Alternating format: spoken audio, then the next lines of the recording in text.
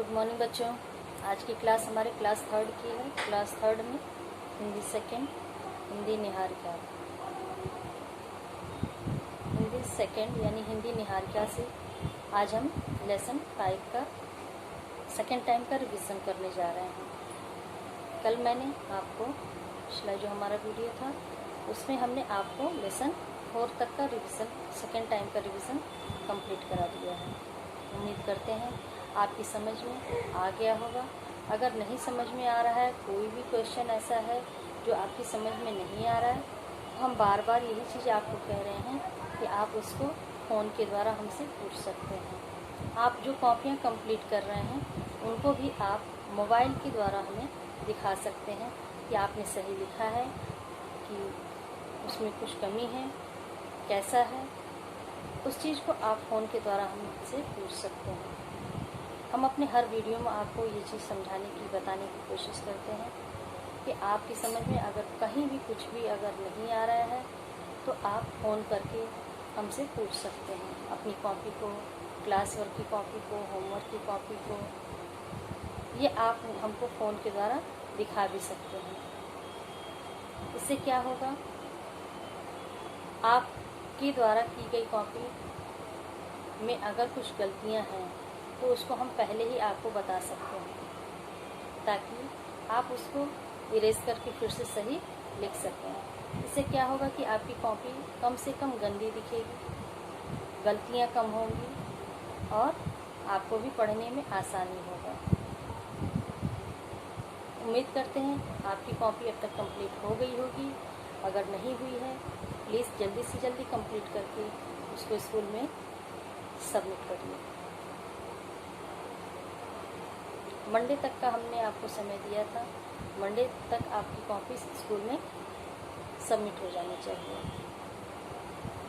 आज से हम अपना सेकेंड टाइम का रिवीजन स्टार्ट करने जा रहे हैं लेसन 5 से।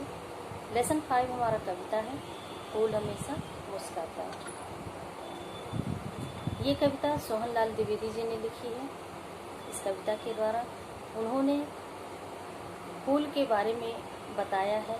फूल अपने किसी भी हाल में, किसी भी परिस्थिति में वो रहता है, दुख में हो, सुख में हो, कष्ट में हो, खुशी में हो, तो उस दौरान वो हमेशा मुस्कुराता ही रहता है।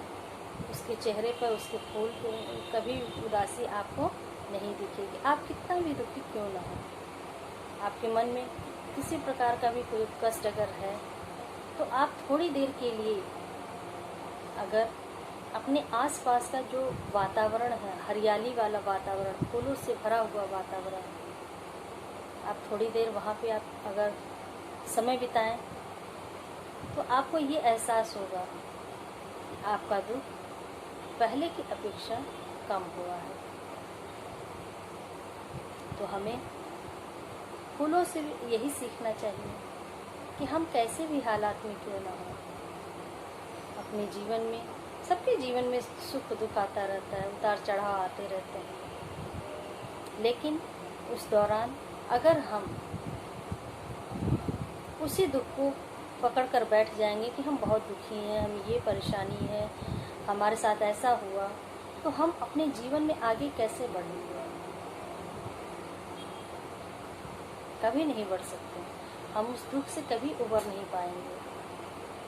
इसके लिए ज़रूरी है कि हम अपने दुख को भुला करके फिर से कोशिश करें आगे की ओर बढ़ने के लिए। यही चीज़ इस पाठ में हमें समझाया गया है कि व्यक्ति को फूल से शिक्षा लेनी चाहिए, सीखना चाहिए कि जैसे फूल हर हाल में, हर परिस्थिति में मुस्कुराता है, हमें भी उसकी तरह से खुश रहने की आदत डालनी चाहिए। अपने दुखों को भुला करके आगे की ओर बढ़ना चाहिए और अपने जीवन में उत्साह और धैर्य को बनाए रखना चाहिए। हमारे जीवन में अगर उत्साह की कमी आ जाती है तो हमारा जीवन एकदम नीरस हो जाएगा, हम आगे की ओर कभी नहीं बढ़ पाएंगे। हमारे पर अगर कभी दुख आता है तो उस समय हम धैर्य का साथ न छोड़ें, धैर्य बनाए रखें। इससे हम अपने जीवन में आगे की ओर बढ़ सकते हैं। अपने पुराने दुखों को, ताज़ा दुखों को, जो भी है हमारे जीवन में हर पल सुख और दुख आते रहते हैं, तो उन दुखों को छोड़ना है हमें, उनको पीछे की ओर धकेलना है और हमको आगे की ओर बढ़ना है। जब हमारे अंदर उत्साह बना रहेगा, हमारे अंदर धैर्य बना रहेगा, तो हम आगे की ओर बढ़ते जाएंगे। हम कभी भी पीछे अपने दुख की तरफ नहीं देखेंगे। हम अपने जीवन में खुशी, उत्साह, धैर्य के साथ आगे बढ़ेंगे। अपने आसपास खुशी का माहौल बनाएंगे, दुख को दूर करेंगे। इस कविता के द्वारा हमको यही सिखाया गया है कि हम किसी भी परिस्थिति में रहें, सदा खुश रहें। अब इसके बाद से यहाँ हमारा शब्दार्थ आता है। शब्दार्थ आप भी अपनी बुक खोल कर रखिए। हमने आपको ये कविता याद करने के लिए दिया था, आपको याद हुआ? अगर याद हो गया है तो आप फ़ोन करके हमको सुना भी सकते हैं। अब इसके बाद हमारा आता है शब्दार्थ। कविता अगर आपको याद हो गई होगी, प्लीज़ आप लोग उसको लिखने का भी प्रैक्टिस करिएगा। किसी भी पुरानी रफ कॉपी में उसको लिखते जाइए, ताकि आपसे एग्ज़ाम टाइम में गलती ना हो और आपको कम से कम कविता में तो फुल मार्क मिलना ही चाहिए। अब इसके बाद हम अपना शब्दार्थ स्टार्ट करने जा रहे हैं और आपसे यही गुजारिश है कि आप अपने सामने अपनी बुक को खोल कर रखें। जैसे जैसे हम बोल रहे हैं वैसे वैसे आप भी शब्दार्थ को साथ साथ दोहराते जाइए। अगर आपने याद कर लिया है शब्दार्थ को, तो जब हम शब्दार्थ का शब्द बोल रहे हैं तो आप अपने घर पे ही बैठे बैठे उसका अर्थ बोलिए। इससे आपका रिवीजन अच्छे से हो जाएगा। पहला है बहे। बहे का मतलब चले या प्रवाहित हो। जहाँ भी शब्दार्थ में दो अर्थ दिए गए हैं, अगर आपसे दोनों नहीं याद हो पा रहा है तो आपको उनमें से कोई एक अर्थ ज़रूर याद करना है। अगर आप दोनों याद करते हैं तो अच्छी बात है, नहीं अगर दोनों याद कर पा रहे हैं तो कम से कम एक अर्थ तो आप ज़रूर याद करिए। दूसरा है मतवाली। मतवाली का अर्थ होता है मस्ती भरी। भी अपने जीवन में मस्ती होनी चाहिए। जब आप मस्ती करेंगे तभी थोड़ा सा एक्टिव भी होंगे, तो थोड़ा थोड़ा मस्ती होना ज़रूरी है। तीसरा है मुस्काता। मुस्काता यानी मुस्कुराता। जो हमारे मन में अगर खुशी होती है तो हम धीरे धीरे मुस्कुराते हैं ना, वही चीज़ है ये। लू वाली।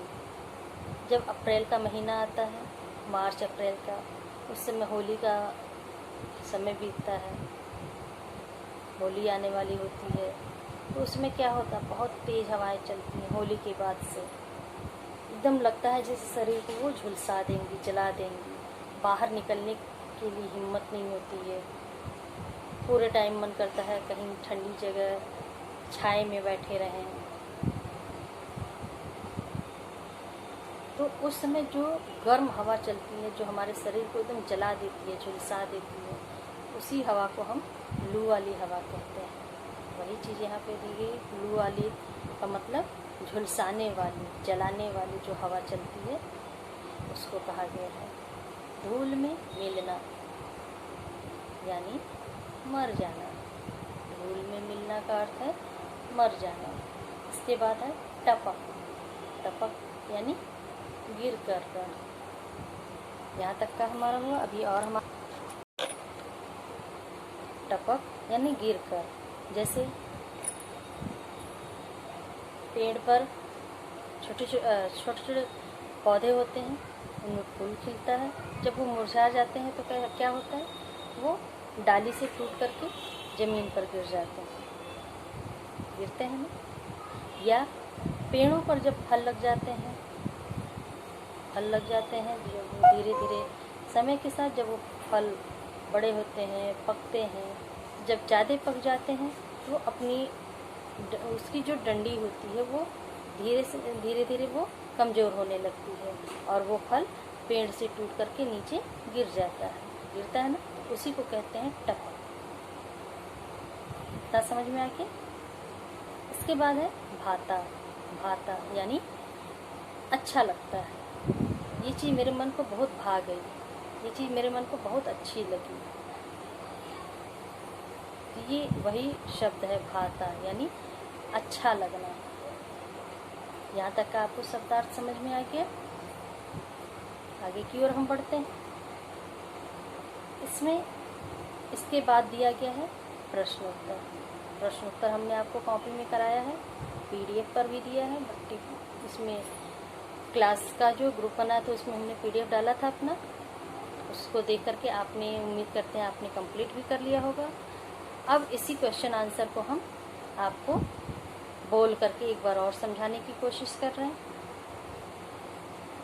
समझाने के लिए आपको कॉपी में भी दिखा दे रहे हैं, ताकि अगर अभी तक आपका बाकी रह गया होगा तो अब से कम आपका कंप्लीट हो जाएगा। तो इसको हम आपको दिखा करके वीडियो में आपको दिखा रहे हैं। फिर यहाँ से हमारा प्रश्नोत्तर स्टार्ट हो रहा है। फूल किन किन परिस्थितियों में मुस्कुराता है?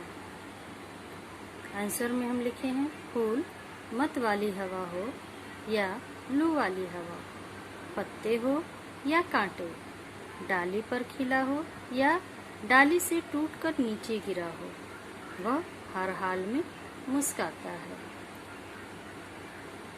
यहाँ हमारा पहला क्वेश्चन कंप्लीट हो गया। सेकंड क्वेश्चन हमारा है, फूल अपने किस गुण के कारण सबको अच्छा लगता है? आंसर में हम लिखे हैं, फूल कभी भी किसी भी हाल में हो पर वह कभी दुखी नहीं होता है।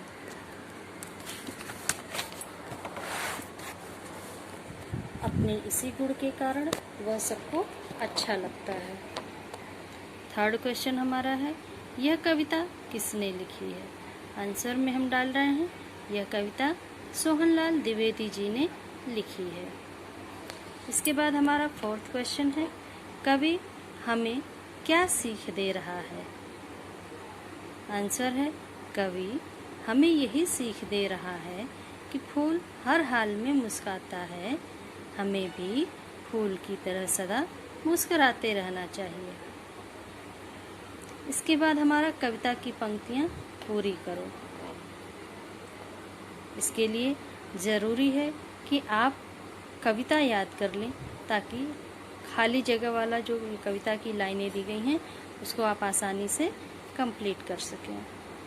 तो इसमें पहले दिया है, चाहे बहे हवा, इसके बाद डैश दिया गया है, तो वहाँ पे हमने डाला है मत वाली, चाहे बहे हवा मत वाली। दूसरा लाइन हमारा है, स्टार्टिंग डैश दिया गया है और उसके बाद लिखा गया है मुस्कुराता, तो स्टार्टिंग डैश में हमने डाला है फूल हमेशा मुस्कुराता। थर्ड लाइन हमारी है, चाहे बहे हवा, डैश दिया गया है, हमने वहाँ पे डाला है लू वाली, तो हमारा लाइन हो गया, चाहे बहे हवा लू वाली, फूल हमेशा मुस्कुराता। इसके बाद है पत्तों की गोदी में, फिर डैश है, हमने डाला है रहकर, पत्तों की गोदी में रहकर, स्टार्टिंग डैश फिर है मुस्कुराता, स्टार्टिंग डैश में हमने डाला फूल हमेशा मुस्कुराता, कांटों की नोकों को डैश सहकर, कांटों की नोकों को सहकर फूल हमेशा मुस्कुराता। यहाँ लास्ट में डैश था, हमने मुस्कुराता शब्द डाला, तो ये हमारा हो गया मुस्कुराता। तो यहाँ तक का हमारा ये कविता की पंक्तियाँ पूरी करने के लिए दी गई थी, वो हमने पूरी कर ली। आप भी अपने बुक में इसको अच्छे से कंप्लीट कर लीजिएगा। इसके बाद हमारा आता है सरलार्थ। सरलार्थ में आप देखेंगे बुक में, सरलार्थ में हम आपको दिखा रहे हैं, एक मिनट, हाँ इधर में दिया है सरलार्थ। जैसे यहाँ पे रोना नहीं फूल को आता, फूल हमेशा मुस्काता, इसीलिए वह सबको भाता, फूल हमेशा मुस्काता। तो जैसे यहाँ पे सरल अर्थ लिखो, हेडिंग पड़ा है, आपने भी वैसे ही लिखा होगा। फिर उसके बाद हमने आपको कहा था कि ये जो 4 लाइनें कविता की हैं, इसको आपको लिखना है, तो आपने लिखा है। उम्मीद करते हैं आपने लिख लिया होगा। इसके बाद हम आते हैं सरल अर्थ पे। तो आप देखेंगे, हम आपको यहाँ अपनी कॉपी में यहाँ पे आप कैसे करके दिखा रहे हैं। हमने देखिए सरल अर्थ लिखो, हेडिंग डाला है। हेडिंग डालने के बाद 4 लाइनें कविता की जो लिखने के लिए हमने आपको कहा था वो भी हमने लिखा है कि रोना नहीं फूल को आता, फूल हमेशा मुस्काता, इसीलिए वह सबको भाता, फूल हमेशा मुस्काता। ऐसे लिखने के बाद हमको इसका अर्थ लिखना था। सरल अर्थ का अर्थ होता है सरल अर्थ, यानी आसान शब्दों में जो बात समझाई जाए उसको। अब यहाँ से हमने अपना अर्थ लिखा है। फूल कभी भी रोता नहीं है, फूल कभी भी रोता नहीं है, वह हर हाल में मुस्काता है और उसकी यही मुस्कुराहट ही सबको अच्छी लगती है। यहाँ तक का हमारा सरलार्थ का अर्थ 4 लाइन की जो कविता दी गई थी उसमें हमने कंप्लीट कर लिया। अब इसके बाद हमारा आता है नीचे लिखे शब्दों को वाक्यों में प्रयोग करो। यहाँ से आपको क्लियर हो रहा है। वाक्य प्रयोग में हमें पहला शब्द दिया गया है माता। हमने वाक्य बनाया, मेरी माता बहुत ही अच्छा भोजन पकाती हैं। दूसरा शब्द हमारा है कांटो। वाक्य हमने बनाया, फूल कांटों के बीच भी मुस्काता है। तीसरा शब्द हमारा है रोना। हमें कभी भी रोना नहीं चाहिए। और चौथा शब्द हमें मिला है टपक। मधुमक्खी के छत्ते से शहद टपक रहा है। तो ये हमारा 4 शब्द दिया गया था वाक्य बनाने के लिए, जिससे हमने 4 वाक्य बना भी लिया। अब इसके बाद हमारा आता है पर्यायवाची शब्द। 2 पर्यायवाची शब्द हमको यहाँ पे लिखना है। पहला है फूल। फूल का पहला पर्यायवाची हमने लिखा है पुष्प और दूसरा सुमन। इसी तरह से अगला है धूल।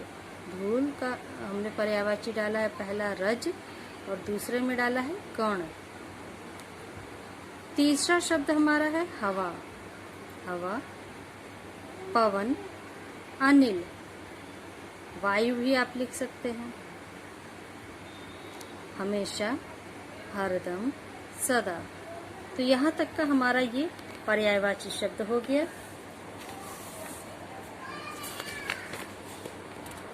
आप देख रहे हैं पर्यायवाची शब्द हो गया। वर्णों के मेल से शब्द बनते हैं। जैसे यहाँ पे आपको दिखाया गया कि फ हलन प्लस बड़ा ओ प्लस ल हलन प्लस अ, तो ये हमारा बन गया फूल।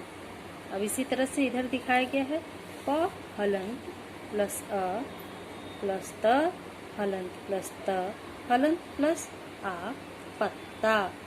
क्या बन गया ये हमारा पत्ता। इसके बाद हमारा यहाँ नीचे दिखाया गया है कि चित्रों के नीचे लिखे फूल और पत्ता शब्द जो कि वर्णों के मेल से बने हैं, अतः हम कह सकते हैं कि शब्द एक अथवा एक से अधिक वर्णों का समूह होता है। कहने का मतलब है जो शब्द हम बनाते हैं उसमें एक वर्ण से यानी एक अक्षर से वो शब्द नहीं बनता है। एक शब्द लिखने के लिए हमको कई अक्षरों का, कई वर्णों का मेल करना पड़ता है, तब जा कर के वो शब्द बनता है। अब कहा जा रहा है कि उसका कुछ न कुछ अर्थ निकलता है। यानी जो भी शब्द हम बनाएंगे उसका कुछ न कुछ अर्थ होना आवश्यक होता है। अगर अर्थ नहीं है तो वो हमारा शब्द जो है वो गलत हो जाता है। जिन शब्दों का अर्थ निकलता है उनको सार्थक शब्द कहते हैं। जिन शब्दों का अर्थ निकलता है उनको सार्थक शब्द, और जिन शब्दों का अर्थ नहीं निकलता है उनको हम निरर्थक शब्द कहते हैं। यानी शब्दों का अर्थ होना हमारा आवश्यक होता है। अगर शब्दों का अर्थ नहीं निकलता है तो वो शब्द निरर्थक यानी बेकार हो जाते हैं। अब इसके बाद हमारा आता है, इधर में हम देखेंगे कि नीचे दिए गए वर्ण समूहों में से सार्थक शब्दों पर गोला बनाओ। यहाँ पर जो शुद्ध शब्द हैं वो भी लिखे गए हैं और जो अशुद्ध शब्द हैं उनको भी लिखे गए हैं। अब यहाँ पे कहा जा रहा है कि जो सही है, शुद्ध है, सार्थक है, उनको ही हमको चुनना है, इसमें से छांटना है, बताना है कि ये हमारा सही है, उस पे हमको गोला बनाना है। जैसे कोबस लिखा गया है इधर में, अब देख रहे हैं यहाँ कोबस। कोबस का अर्थ क्या होता है? कुछ भी नहीं होता है, इसका कोई मतलब नहीं होता है, तो ये हमारा सही शब्द नहीं है। दूसरा है, यहाँ नीचे लिखा है सबको, यहाँ लिखा है ना सबको, सबको का मतलब सभी लोगों को, तो इसका अर्थ निकल गया। तो इसको हम ऐसे करके राउंड ऐसे शेप कर देंगे। फिर इधर है लफू। लफू का अर्थ क्या होता है? कुछ नहीं, लेकिन इधर में फूल लिखा गया है, तो फूल का मतलब आपकी समझ में आ रहा है, रंग बिरंगे फूल जो पौधों पे खिलते हैं। तो इसको हम ऐसे करके गोला बना देंगे इसके ऊपर। फिर है ताभा। ताभा का अर्थ क्या होता है? कुछ भी नहीं, ये बेकार शब्द है।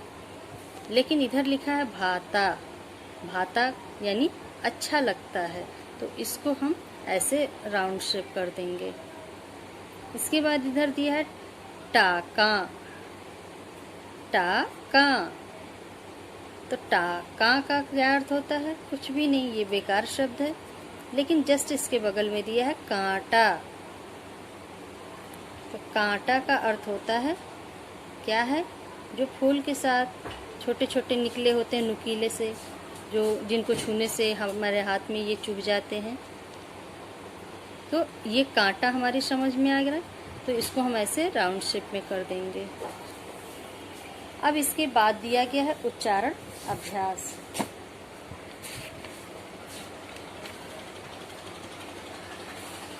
उच्चारण अभ्यास में हम देखेंगे उच्चारण अभ्यास क्या होता है। ये हम आपको समझाए थे ना कि इसको हमको तेज आवाज में बोल करके पढ़ना होता है। जैसे हम पढ़ रहे हैं वैसे ही आप साथ साथ तेज आवाज में बोलते जाइए। पहला है लू, टपक, मुस्काता, मतवाली, भाता, बहे। तो ये इतने हमको 6 शब्द दिए गए थे जो हमको तेज आवाज में इसको बोल करके कोशिश करना है सही पढ़ने का। अब इसके बाद हमारा है फूल हमेशा मुस्काता कविता को अपने शब्दों में लिखो। यानी जो कविता अभी हमारी बुक में दिया गया है, इसको हम किस तरह से इसको हम लिख सकते हैं, इसको समझा सकते हैं, इसको हम अपनी भाषा में इसको लिखने की कोशिश करेंगे। इसके बाद अगला दिया है, नीचे लिखे फूलों के नाम लिखो और इनमें रंग भरो। तो इस समय आप घर पर हैं, फुर्सत में हैं, स्कूल नहीं जाना है, तो ऐसे काम छोटे छोटे आप भी करते रहिए ताकि आपका मन इसमें लगा रहे, आपकी बुक भी सुंदर दिखे। तो पहला ये चित्र किस चीज़ का दिया गया है? एक फूल है। फूल कौन सा है? कमल का फूल है। तो ये जो कमल का फूल इधर जो देख रहे हैं ये बना हुआ है, तो इसको हमको कलर करना है। किस कलर से हम करेंगे? पिंक। पिंक कलर है आपके पास, उसको आप कर लेंगे। लेकिन ये जो साइड का ये जो छोटे पत्ते दिए गए हैं, इसको आप ग्रीन कलर कर लीजिएगा।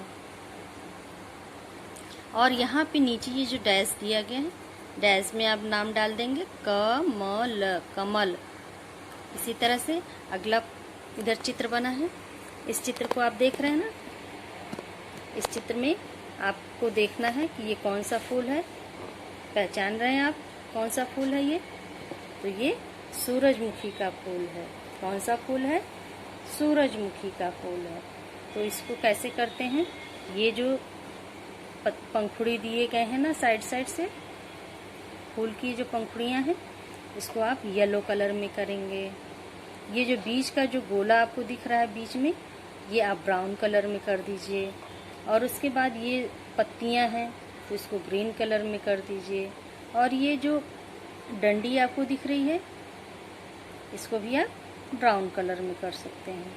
इसमें आप ब्राउन कलर, ये जो बीच का गोला है, ब्राउन करने के बाद कहीं कहीं थोड़ा सा ब्लैक भी डाल देंगे तो भी वो दानेदार दिखेगा, जैसे उसके अंदर कुछ छोटे छोटे से दाने हों, जैसे चाय की पत्ती दिखती है ना दानेदार, वैसे ही।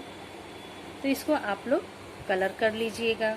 और यहाँ डैश पे इसका नाम डालेंगे। क्या नाम डालेंगे? सूरजमुखी। तो यहाँ तक का हमारा ये आज का रिवीजन हो गया। अब इसके बाद हम आज का होमवर्क नोट करेंगे। होमवर्क आप नोट कर लीजिए अपना। इधर में हम आपको दिखा दे रहे हैं, ये आपका होमवर्क है। इसका शब्दार्थ आपको याद करना है, प्रश्नोत्तर याद करना है, सरल अर्थ जो हम आपको अभी कराए थे वो याद करना है, वाक्य प्रयोग, ये सभी आपको याद करना है। और प्रश्नों के उत्तर को कॉपी में भी लिखना है। लिखने के बाद उसको भी याद करना है। ये था तो हमारा आज का ये होमवर्क हो गया। उम्मीद करते हैं आप इसको डायरी में नोट कर लिए होंगे।